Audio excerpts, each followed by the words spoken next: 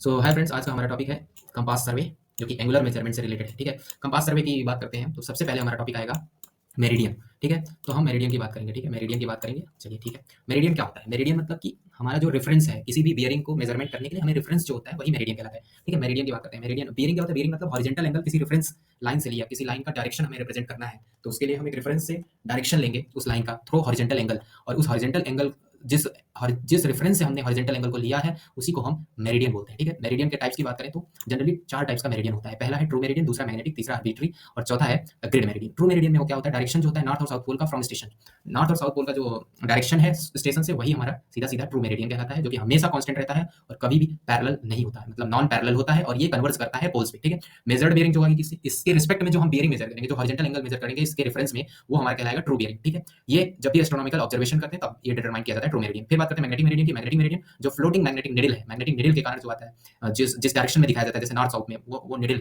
जिस डायरेक्शन में रुकी रहती है, that is the magnetic meridian. और ये कांस्टेंट नहीं होता, मतलब चेंज होता रहता है टाइम के अनुसार। और मैग्नेटिक फील्ड लाइंस जो होती हैं इसकी पैरेलल होती हैं कहाँ? इक्वेटर पे। मैग्नेटिक फील्ड लाइंस से बनता है ये मैग्नेटिक मेरिडियन। ठीक है, मैग्नेटिक फील्ड लाइंस पैरेलल होती है इक्वेटर पे। फिर बात करते हैं जो इससे जो हॉरिजॉन्टल एंगल मेजरमेंट करेंगे, इसको रेफरेंस लेके मेजर्ड बियरिंग जो कहलाएगी वो कहलाएगी मैग्नेटिक बियरिंग। ठीक है, एमबी डिटरमाइन कैसे करते हैं? जैसे सर्वेयर कंपास हम यूज करेंगे अभी आगे, प्रिज्मेटिक कंपास भी, तो उनमें जो है मैग्नेटिक बियरिंग मेरिडियन की ही बात की जाएगी। ठीक है, अब आर्बिट्री मेरिडियन क्या है कि कोई भी एज्यूम्ड कर लिया हमने meridian, that is arbitrary meridian, और जो इससे बियरिंग मेजर होगी वो आर्बिट्री बियरिंग कहलाएगी। ग्रिड मेरिडियन की बात करें तो जैसे किसी कंट्री का ट्रू मेरिडियन, हमें स्टैंडर्ड ट्रू मेरिडियन डिसाइड करना है तो दैट इज सेंट्रल पार्ट से होगा जनरली, तो वो हम मानेंगे ग्रिड मेरिडियन। ग्रिड मेरिडियन जैसे इंडिया का है 82 डिग्री 1/2 ईस्ट, 1/2 ईस्ट होता है। ठीक है, टाइप्स ऑफ, अब नाउ बियरिंग क्या होती है? बियरिंग हमने बताया कि उस रेफरेंस से जो एंगल हॉरिजॉन्टल एंगल मेजर करते हैं वही बियरिंग होती है। बियरिंग के टाइप्स की बात करें तो प्रोग्रेस ऑफ सर्वे के अनुसार बियरिंग के टाइप्स हैं four bearing, back bearing. Four bearing क्या होगा कि जब भी हम बियरिंग लेंगे तो डायरेक्शन ऑफ प्रोजेक्ट या डायरेक्शन ऑफ वर्क के रिस्पेक्ट में उसी डायरेक्शन में लेंगे बियरिंग, तो दैट इज द, मैंने जिस डायरेक्शन में वर्क हो रहा है उसी डायरेक्शन में बियरिंग ले रहे हैं, फोर बियरिंग। बैक बियरिंग बीबी मतलब अपोजिट डायरेक्शन जो वर्क हो रहा है उसके अपोजिट डायरेक्शन में हमने एंगल लिया, तो that is the back bearing. Now आप कन्वर्जन कैसे करेंगे फोर बियरिंग को बैक बियरिंग में? तो फोर बियरिंग को बैक बियरिंग में कन्वर्ट करने के लिए हमें ये देखना होगा कि जो स्टेशन फ्री लोकल रिफ्लेक्शन होते हैं वो फोर बियरिंग और बैक बियरिंग में 180 डिग्री होता है। ठीक है, तो जनरली अगर लोकल अट्रैक्शन से फ्री है दो स्टेशन, तो वो फोर बियरिंग और बैक बियरिंग का डिफरेंस 180 डिग्री होता है। इसी का यूज करके हम कन्वर्जन करेंगे फोर बियरिंग का बैक बियरिंग में। जैसे डब्ल्यूसीबी सिस्टम की बात करें, जो कि आगे हम सिस्टम ऑफ बियरिंग मेजरमेंट्स पढ़ेंगे। डब्ल्यूसीबी सिस्टम जनरली क्या होता है कि इसमें 360 डिग्री तक के एंगल्स दिखाए जाते हैं। क्यूबी सिस्टम की बात करें तो 90 डिग्री तक के ही एंगल्स होते हैं, इसमें इंडिकेशंस की जरूरत पड़ती है। ठीक है, आगे बात होगी इसकी। तो डब्ल्यूसीबी सिस्टम में क्या होगा? अगर थीटा दिया हुआ है लेस देन है 180 डिग्री के, तो हम क्या करेंगे? अगर बैक बियरिंग हमें जानना है, ठीक है, तो हमें क्या करना पड़ेगा? उस थीटा में 180 डिग्री को प्लस करना पड़ेगा। वहीं डब्ल्यूसीबी सिस्टम में अगर थीटा 180 डिग्री से ज्यादा है तो उस थीटा में से हमें 180 डिग्री माइनस करना पड़ेगा। ठीक है, फिर बात करते हैं क्यूबी सिस्टम में, तो केवल और केवल क्या इंटरचेंज करना है हमें? अगर बैक फोर बियरिंग से बैक बियरिंग पता करनी है तो नॉर्थ को साउथ में इंटरचेंज कर दीजिए और साउथ को नॉर्थ में, और क्यूबी सिस्टम में इंटरचेंज कर दीजिए ईस्ट को वेस्ट में और वेस्ट को ईस्ट में। बस इतना सा डिफरेंस है आपका डब्ल्यूसीबी और क्यूबी सिस्टम्स में। सो अब हम बात करते हैं सिस्टम्स ऑफ बियरिंग मेजरमेंट। तो बियरिंग मेजरमेंट के सिस्टम्स के बारे में क्या क्या है? एक तो क्वाड्रेंटल बियरिंग या रिड्यूस बियरिंग, जैसे कि हमने थोड़ा सा बताया था आपको, तो क्वाड्रेंटल बियरिंग, रिड्यूस बियरिंग इसी को ही बोलते हैं। ठीक है, फिर दूसरा है होल सर्कल बियरिंग। ठीक है, होल सर्कल बियरिंग जिसको शॉर्टकट में डब्ल्यूसीबी बोलते हैं, इसको क्वाड्रेंटल बियरिंग, रिड्यूस बियरिंग को क्यूबीआरबी बोलते हैं। ठीक है, अब बात करते हैं एक एक पॉइंट की। तो जैसे क्यूबी और क्वाड्रेंटल बियरिंग है और रिड्यूस बियरिंग दोनों में दोनों एक ही है, तो 0 to 90 डिग्री तक का ही एंगल होगा। और वहीं होल सर्कल बियरिंग की बात करें तो 0 से 360 डिग्री का एंगल होगा। ठीक है, इसमें क्या होगा? क्वाड्रेंटल बियरिंग और रिड्यूस बियरिंग क्लॉकवाइज और एंटी क्लॉकवाइज दोनों साइड से हम एंगल को मेजरमेंट करते हैं। यहाँ पे केवल और केवल, और होल सर्कल बियरिंग में केवल और केवल क्लॉकवाइज का मेजरमेंट। फिर बात करते हैं क्वाड्रेंटल बियरिंग और रिड्यूस बियरिंग में नॉर्थ से साउथ, नॉर्थ या साउथ दोनों तरफ से हम एंगल्स को मेजर कर सकते हैं। ठीक है, बहुत साइड से। लेकिन यहाँ पे बात करेंगे तो केवल और केवल नॉर्थ साइड से हम मेजरमेंट करते हैं होल सर्कल बियरिंग में।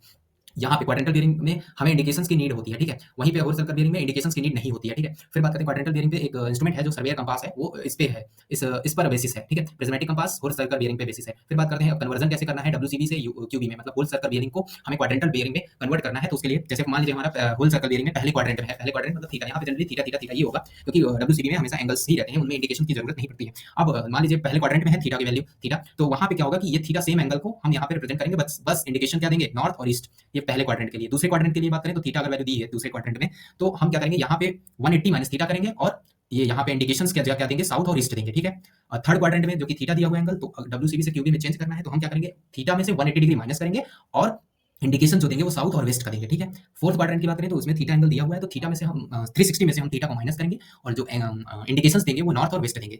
ठीक है, अब बात करते हैं हम अगला टॉपिक हमारा कंपास इंस्ट्रूमेंट्स की, जो है जैसे ट्रफ कंपास सबसे पहला है, ये नॉर्थ डायरेक्शन को इंडिकेट करता है। जब भी ओरिएंटेशन की जरूरत पड़ती है तो ट्रफ कंपास का यूज करते हैं। ग्रेजुएशन लिमिट 0 से 5 डिग्री तक, मतलब लीस्ट काउंट 0 से 5 डिग्री तक ही है। फिर बात करते हैं सर्वेयर कंपास की और प्रिज्मेटिक कंपास, दोनों को एक साथ देखते हैं फिर। ठीक है, कंपैरिजन करके। ठीक है, सर्वेयर कंपास की बात करें तो डाया सेम, दोनों का ही सेम होता है, प्रिज्मेटिक कंपास का भी। सर्वेयर कंपास की बात करें तो ग्रेजुएशन जो होती है वो क्वाड्रेंटल बियरिंग के बेसिस पे है, 0 to 90 डिग्री होगी। वहीं प्रिज्मेटिक कंपास की बात करें तो वो डब्ल्यूसीबी पे बेसिस है और ग्रेजुएशन 0 to 360 डिग्री होगी। अब सर्वेयर कंपास की बात करें तो जो हमारा अगर हम बियरिंग माप रहे हैं तो नॉर्थ और साउथ दोनों से माप सकते हैं, बट अगर प्रिज्मेटिक कंपास की बात करें तो हम केवल केवल नॉर्थ से मापते हैं, ठीक है, बियरिंग को, और साउथ में एज इन्वर्टेड रीडिंग लिखा होता है, सो 0 डिग्री स्टार्ट होती है साउथ से, ठीक है। फिर बात करते हैं हम सर्वेयर कंपास में क्लॉकवाइज या एंटी क्लॉकवाइज दोनों साइड से एंगल ले सकते हैं, बट वहीं पे प्रिज्मेटिक कंपास जो कि WCB में होता है तो उसमें केवल और केवल क्लॉकवाइज एंगल्स ही मापते हैं, ठीक है। अब सर्वेयर कंपास की जो नीडल होती है वो एज नीडल होती है, वहीं पे प्रिज्मेटिक कंपास की जो नीडल होती है ब्रॉड नीडल होती है। सर्वेयर कंपास का लिस्ट काउंट 15 मिनट होता है, प्रिज्मेटिक कंपास का लिस्ट काउंट 30 मिनट होता है। सर्वेयर कंपास में ट्राइपॉड का मस्ट है, ट्राइपॉड के बिना हम नहीं यूज कर सकते, वहीं पे प्रिज्मेटिक कंपास को हम हाथ में रखकर भी यूज कर सकते हैं, ठीक है। सर्वेयर कंपास में क्या होगा कि जो ग्रेजुएशन सर्कल है और बॉक्स है अटैच होंगे साथ में, इसलिए रोटेट करेगा बॉक्स के साथ, ठीक है। वहीं पे प्रिज्मेटिक कंपास की बात करें तो इसमें ग्रेजुएशन सर्कल और निडल अटैच होती है, तो निडल के साथ रोटेट करेगा, ठीक है, ग्रेजुएशन सर्कल। फिर बात करते हैं अगर प्रिज्मेटिक कंपास की बात करें साइटिंग और रीडिंग साथ साथ में हो जाती है। प्रिज्मेटिक कंपास की बात करें टेम्परेरी एडजस्टमेंट में सेंटरिंग और लेवलिंग होता है, वहीं पे बात करें अगर हम सर्वेयर कंपास की तो इसमें टेम्परेरी एडजस्टमेंट में सेंटरिंग, लेवलिंग और फोकसिंग तीनों होती हैं, और प्रिज्मेटिक कंपास में ग्रेजुएशन इन्वर्टेड होती है क्योंकि हम साइड उस प्रिज्म के थ्रू कर रहे हैं, ठीक। हमारा नेक्स्ट टॉपिक है लोकल अट्रैक्शन, ठीक है। लोकल अट्रैक्शन में क्या होगा कि जब भी बात करेंगे लोकल अट्रैक्शन का मतलब ये है कि जो भी हमारा आयरन अट्रैक्टेड मटेरियल्स है, जैसे की है, चेन है, इलेक्ट्रिक पोल है, तो वो अट्रैक्ट करते हैं मैग्नेटिक सब्सटेंसेस को, तो वो हॉरिजॉन्टल डिस्टर्बेंस आ जाता है मैग्नेटिक निडल में, हमारे कंपास के मैग्नेटिक निडल में हॉरिजॉन्टल डिस्टर्बेंस आ जाता है, उसी को हम लोकल अट्रैक्शन कहते हैं, ठीक है। अब लोकल अट्रैक्शन क्या होता है? लोकल अट्रैक्शन फ्री होगा अगर फोर बेरिंग और बैक बेरिंग का जो डिफरेंस होगा वो 180 डिग्री आ जाए, तो 180 डिग्री अगर नहीं है डिफरेंस तो दोनों ही स्टेशन अफेक्टेड हो सकते हैं, या कोई एक स्टेशन अफेक्टेड हो सकता है। और वहीं दूसरी बात करें अगर डिफरेंस अगर 180 डिग्री आया फोर बेरिंग और बैक बेरिंग की, तो दोनों ही इक्वली या तो अफेक्टेड हो सकते हैं या दोनों ही फ्री होंगे लोकल अट्रैक्शन से, ठीक है। फिर बात करते हैं जो एंटीरियर एंगल होता है, एक्सटीरियर एंगल होता है और डिफ्लेक्शन एंगल होता है, वो लोकल अट्रैक्शन से अफेक्ट नहीं होता, केवल केवल बियरिंग अफेक्ट होती है, anterior angle, exterior angle, deflection angle नहीं अफेक्ट होता है। फिर नेक्स्ट टॉपिक बात करें तो इंक्लूडेड एंगल की बात करते हैं। इंक्लूडेड एंगल में क्या होगा, जो फोर बेरिंग है, फोर बेरिंग और प्रीवियस लाइन की जो फोर बेरिंग होगी और बैक बेरिंग होगी जो नेक्स्ट लाइन की जो बैक बेरिंग होगी, और फोर बेरिंग जो प्रीवियस लाइन की होगी उसमें से माइनस कर देंगे back bearing of next line, तो हमारा इंक्लूडेड एंगल आएगा। इंक्लूडेड एंगल जनरली दो टाइप्स होते हैं, interior exterior. Interior angle, exterior angle. Interior angle मतलब जब भी हम ट्रैवर्स को एंटी क्लॉकवाइज डायरेक्शन में मेजर कर रहे हैं, तो हमारा जो एंगल अगर क्लॉकवाइज में मेजर करें तो दैट इज हमारा क्या कहलाएगा, इंटीरियर एंगल। और वहीं पे अगर ट्रैवर्स क्लॉकवाइज डायरेक्शन में जा रहा है और हम एंगल मेजर कर रहे हैं एंटी क्लॉकवाइज डायरेक्शन में, ठीक है, तो वो हमारा इंटीरियर एंगल ही कहलाएगा। और जस्ट इसी का अपोजिट कि ट्रैवर्स हमारा क्या है, क्लॉकवाइज डायरेक्शन में है, तो हम एंटी क्लॉकवाइज क्या होगा, इंटीरियर एंगल। वहीं पे क्लॉकवाइज क्या होगा, तो वो होगा exterior angle, same opposite of others, ठीक है।